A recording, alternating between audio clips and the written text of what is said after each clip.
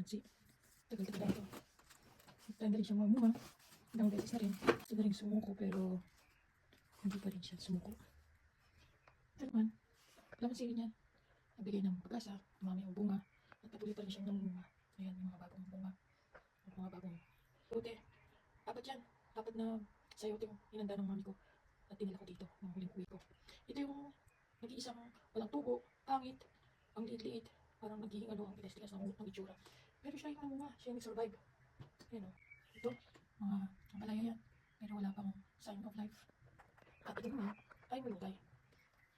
Isa po yun eh. Kita niyo, hindi siya oh. May mga side greens na. At ayan oh, ang haba agad ng tubo yan. Sana yan ang mga halaman ko. Nagbibigay ng hope and motivation just to go on with life. Everything takes time and it goes in the right time. It's on time.